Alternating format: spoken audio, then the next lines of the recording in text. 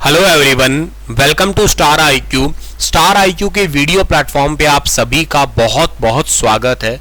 आइए स्टार्ट करते हैं आज के करंट अफेयर, यानी कि 19 अप्रैल 2022 के हरियाणा करंट अफेयर इस वीडियो में हम पढ़ने वाले हैं। अगर आप लोगों ने अभी तक स्टार आईक्यू चैनल को सब्सक्राइब नहीं किया है तो कर लीजिएगा, अपने दोस्तों को भी शेयर कीजिएगा इस पर्टिकुलर चैनल को और पर्टिकुलर वीडियो को। दोस्तों, इस लेक्चर का पीडीएफ फाइल आप लोगों को मेरे Telegram channel star IQ education पे इजीली मिल जाएगा। अगर आप लोग मुझसे ही पढ़ना चाहते हैं अनअकैडमी पे तो डिस्क्रिप्शन बॉक्स में दिए गए मेरे प्रोफाइल लिंक पे क्लिक कीजिएगा, मुझे अनअकैडमी पे फॉलो कीजिएगा। मेरी हर क्लास को फ्री में देखने के लिए आप लोग मेरा रेफरल कोड है STAR स्टार IQ, इस कोड का यूज करना बिल्कुल भी मत भूलिएगा। इस कोड का यूज करेंगे तो आप लोगों को इंस्टेंट 10% का डिस्काउंट मिल जाएगा। दोस्तों, आप लोग जो है अनअकैडमी पे मुझे फॉलो करिएगा। फॉलो करने के लिए आपको मेरा नाम पता होना चाहिए, सुनील कुमार आप सर्च कीजिएगा और आप मुझे फॉलो कर लीजिएगा। आपको अनअकैडमी पे 24 अप्रैल को अल्ट्रा कॉम्पैक्ट मिल रहा है बैंक और SSC का, आप उसको भी एनरोल करिएगा using my unlock code star IQ।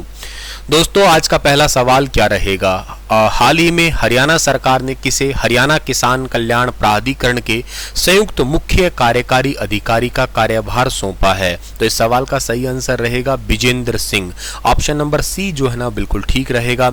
Haryana सरकार ने तुरंत प्रभाव से HCS अधिकारी कृषि एवं किसान कल्याण विभाग के संयुक्त निदेशक प्रशासन और उप सचिव श्री विजेंद्र सिंह को अपने वर्तमान कार्यभार के अलावा हरियाणा किसान कल्याण प्राधिकरण के संयुक्त मुख्य कार्यकारी अधिकारी जो है ना उनका कार्यभार सौंपा है। आगे बढ़े और अगला सवाल हमारा दूसरा क्या रहेगा कि हरियाणा में SC यानी कि शेड्यूल कास्ट खिलाड़ियों को पार्टिसिपेशन पर कितने रुपए की स्कॉलरशिप दी जाएगी?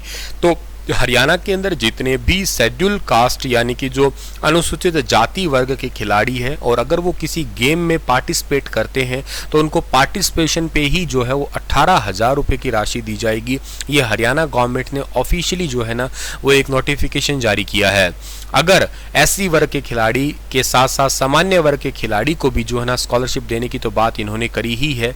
मान लेते हैं कि कोई इंटरनेशनल गेम खेल के आता है और कोई मेडल ले आता है, ठीक है, तो मेडल लाने पर इंटरनेशनल गेम पर गोल्ड लाने पर 84,000, सिल्वर लाने पे 72,000 और कांस्य पदक लाने पे 60,000 रुपये दिए जाएंगे। नेशनल लाने पर 60,000 और जो आपका दूसरा मेडल है 48,000 और तीसरे मेडल के लिए 36,000। स्टेट पे 42, 36 और 30,000 है। और इसके अलावा ये तो मैंने बताया ही है कि SC खिलाड़ियों को पार्टिसिपेशन पे ही 18,000 की स्कॉलरशिप मिलेगी और महिला खिलाड़ियों को हर महीने 1,000 रुपये जो है ना वो एक्स्ट्रा मिलेंगे। ये सब कुछ खेलों के अंदर हरियाणा को मतलब हरियाणा के जितने भी युवा हैं उनका खेलों की तरफ थोड़ा सा रुझान पैदा हो, खेलों में नंबर 1 हरियाणा बने।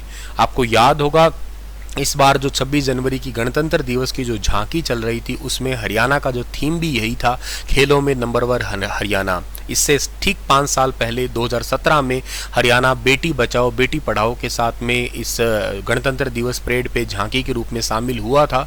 और अब 5 सालों के बाद में खेलों में नंबर 1 हरियाणा के साथ में, क्योंकि इस बार तो हमने गोल्ड जीता है 7 अगस्त 2021 जिस दिन जेवलिन थ्रो डे भी मनाया जाएगा हरियाणा के पानीपत के नीरज चोपड़ा द्वारा। हालांकि इसके अलावा सुमित आंतिल का नाम भी आप याद कर सकते हैं, उन्होंने भी तो गोल्ड ही जीता है और बहुत अच्छा खासा दमखम दिखाया है इस बार हरियाणा ने। तो इसी करके हरियाणा में दमदार खिलाड़ी दमदार स्कॉलरशिप के तहत ये वाले प्रोग्राम हरियाणा के द्वारा लॉन्च किए गए हैं। बहुत ही वैल्यूएबल सवाल है। अगला सवाल है कि हरियाणा सरकार ने कुपोषण को छोड़कर पोषण की ओर बढ़ने के लिए कौन से या कितने महत्वपूर्ण कार्य किए हैं? तो हरियाणा सरकार ने टोटल जो है ना वो महत्वपूर्ण काम किए हैं। कितने किए हैं? 7 महत्वपूर्ण काम। गुरुजी ये 7 महत्वपूर्ण काम कौन से हैं? पहला काम, 4 लाख से अधिक समुदाय आधारित कार्यक्रम का संचालन। 2 लाख से ज्यादा ग्रामीण स्वास्थ्य स्वच्छता और पोषण दिवस आयोजित है। 9,000 से अधिक योग आयुष और पोषण वाटिकाओं की स्थापना की गई है। पोषण माह में जन आंदोलन डैशबोर्ड पर 58 लाख से अधिक लोगों की भागीदारी है। पोषण पखवाड़े में जन आंदोलन डैशबोर्ड पर 21 लाख से अधिक लोगों की भागीदारी। बच्चों के विकास स्वास्थ्य जांच और निगरानी के लिए लगभग 26,000 ग्रोथ मॉनिटरिंग डिवाइस उपलब्ध है। पोषण अभियान को गति आधारभूत सुविधाओं पर लगभग 429 करोड़ रुपए की राशि खर्च करने की बात की गई है। तो कहने का मतलब है कि हरियाणा कुपोषण को छोड़ के पोषण की ओर जा रहा है, जिसमें न्यूट्रिशंस वैल्यू पे खास तौर से ध्यान दिया जा रहा है। बच्चों की न्यूट्रिशंस वैल्यू पे, माताओं की न्यूट्रिशंस वैल्यू पे, ठीक है, प्रॉपर प्रोटीन है, ताकि पूरी बॉडी जो है ना फुली मेंटेन रहे, इक्वली जो है ना, मतलब कहीं पे भी बॉडी में फैट ना जमा हो, मतलब प्रॉपर तरीके से जो है ना बॉडी को मेंटेन करने के लिए, स्वास्थ्य की तरफ महत्वपूर्ण कदम बढ़ाने के लिए हरियाणा सरकार ने इतने सारे जो है ना वो कार्य किए हैं।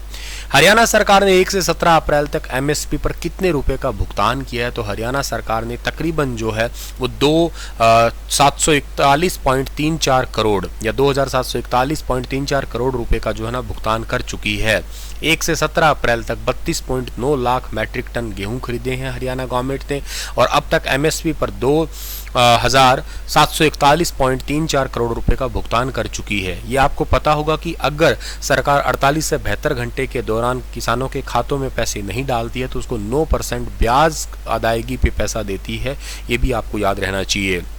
अगला सवाल बड़ा इंपॉर्टेंट है, क्या है कि हरियाणा के किस लड़के को प्रधानमंत्री रिसर्च फेलोशिप प्रदान की गई है? तो प्रधानमंत्री रिसर्च फेलोशिप प्रदान की गई है अंकित मलिक को। ऑप्शन नंबर सी जो है वो बिल्कुल ठीक रहेगा। IIT BHU के PhD छात्र हैं अंकित मलिक, इनको प्रधानमंत्री रिसर्च फेलोशिप दी गई है। भारत सरकार के मानव संसाधन मंत्रालय की ओर से एंटी माइक्रोबायल रेजिस्टेंस पर किए जा रहे शोध को आगे बढ़ाने के लिए फेलोशिप जो है वो बहुत महत्वपूर्ण साबित होने वाली है। ये वाली अंकित इस वक्त IIT BHU वाराणसी के फार्मा डिपार्टमेंट या फार्मा इंजीनियरिंग और टेक्नोलॉजी डिपार्टमेंट में PhD स्कॉलर और जूनियर रिसर्च फेलो है। अंकित ने बताया कि प्रधानमंत्री रिसर्च फेलोशिप देश की प्रतिष्ठित और सम्मानित फेलोशिप है। प्रधानमंत्री रिसर्च फेलोशिप के तहत अंकित को पहले वर्ष 70 और दूसरे वर्ष 75 और तीसरे वर्ष 80,000 रुपये प्रति माह जो है ना वो दिया जाएगा।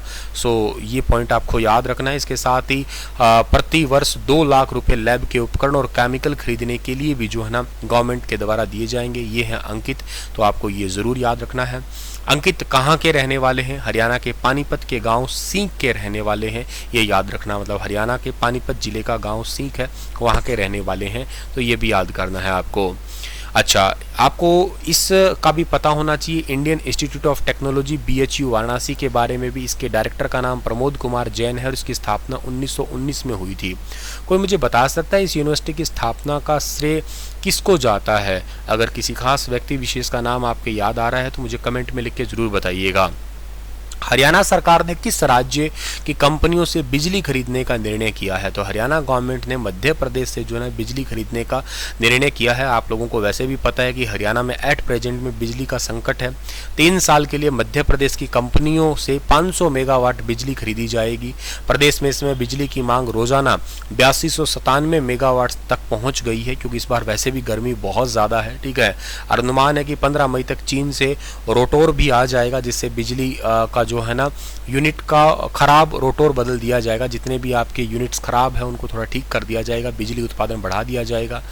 और यमुनानगर से 660 मेगावाट की तीसरी यूनिट लगाने का भी विचार हरियाणा गवर्नमेंट कर रही है। इस बार खैर वक्त से पहले गर्मी है तो ज़्यादा ही आपके उपकरण चल ही रहे हैं। ये मध्य प्रदेश की बात करें तो मध्य प्रदेश के मुख्यमंत्री का नाम शिवराज सिंह चौहान है। राज्यपाल मंगू भाई छगन भाई पटेल है। कौन है? मंगू भाई छगन भाई पटेल। एरिया कितना है? 308,245 वर्ग किलोमीटर है और मध्य प्रदेश में कान्हा किसली नेशनल पार्क है। इंपॉर्टेंट है, याद रखना। अच्छा, होशंगाबाद शहर का नाम बदल के कर दिया गया है। क्या इस शहर का नाम बदल के कर दिया है? नर्मदापुरम। भोपाल के पास भोपाल रेलवे स्टेशन या भोपाल के आसपास की कोई जगह उसका भी नाम बदला गया है।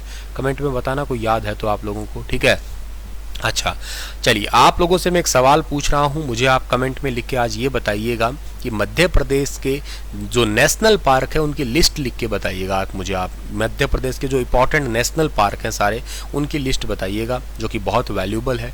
कौन कौन से पार्क है? वो टाइगर रिजर्व सेंटर हैं, उनके बारे में बताइएगा। हीरा पन्ने की खान है, उसके रिगार्डिंग भी बताइएगा आप मुझे।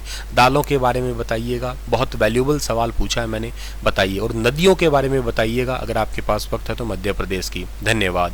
हंसते मुस्कुराते रहना। कल फिर मिलूंगा मैं आप लोगों को एक नए सेशन के साथ 20 अप्रैल 2022 के करंट अफेयर लेके। तब तक स्टार IQ चैनल को सब्सक्राइब करे रखना। हर रोज लाइव रहता हूं तो मुझे आप लोग लाइव जरूर कैच करिएगा मेरे चैनल स्टार IQ एजुकेशन पे।